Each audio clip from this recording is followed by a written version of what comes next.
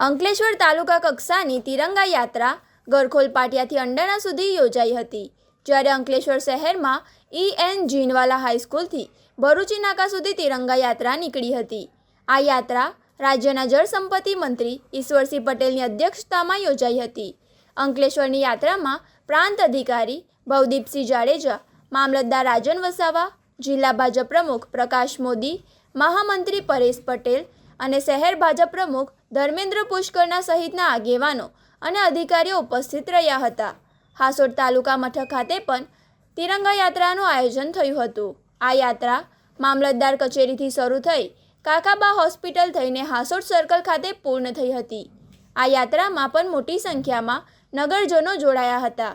હાસોડમાં મામલતદાર રંજીત મકવાના અને હાસોડ પોલીસ મથકના PI નયન વસાવા સહિતના અધિકારીઓની ઉપસ્થિતિમાં આ તિરંગા યાત્રા યોજાઈ હતી।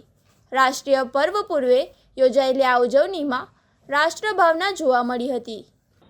80માં રાષ્ટ્ર પર્વની પૂર્વ સંધ્યાએ અંકલેશ્વર નગર અને અંકલેશ્વર તાલુકાની અંદર તિરંગા યાત્રાનું આયોજન કરવામાં આવ્યું હતું। જે પ્રકારે તિરંગા યાત્રા એટલે 15મી ઓગસ્ટ અને 26 જાન્યુઆરીના એક વીક પહેલાં આ યાત્રા થકી દેશભાવના જગાવવા માટે આ યાત્રાનું એ કરવામાં આવ્યું છે। સાથે સાથે વીર જવાનો અને ક્ષેત્ર સેનાનીઓ કે જેમણે આહુતિ આપી ત્યારે એમને પણ સતત નમન કરીએ છીએ।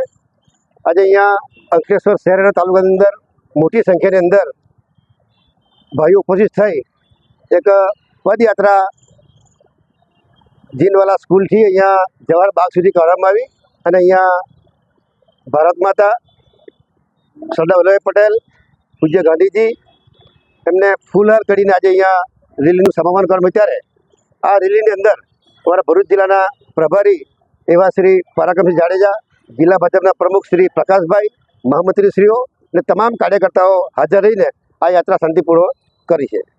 આઝાદીના 80માં સ્વાતંત્ર્ય દિને આજે દેશભરમાં તિરંગા યાત્રા યોજાઈ રહી છે। ગુજરાતમાં પણ સમગ્ર ગુજરાત તિરંગામય બન્યું છે। ભરૂચ જિલ્લામાં પણ દરેક મંડળમાં તિરંગા યાત્રાઓ નીકળી રહી છે। આજે અંકલેશ્વરના ગરખોલ મુકામેથી પણ એક બાઇક રેલી સાથે તિરંગા યાત્રાએ પ્રસ્થાન કરેલું હતું અને અહીં અંકલેશ્વર નગરમાં પણ આજે એક ભવ્ય અને યાદગાર તિરંગા યાત્રા નીકળી છે। સૌ ભારતીય જનતા પાર્ટીના આગેવાનો, કાર્યકરો અને પ્રજાજનો ખૂબ જ મોટી સંખ્યામાં આ યાત્રામાં આજે સહભાગી થયા છે। સૌને આ સ્વાતંત્ર્ય દિન નિમિત્તે ખૂબ ખૂબ શુભેચ્છાઓ પાઠવું છું। સૌને ખૂબ ખૂબ અભિનંદન।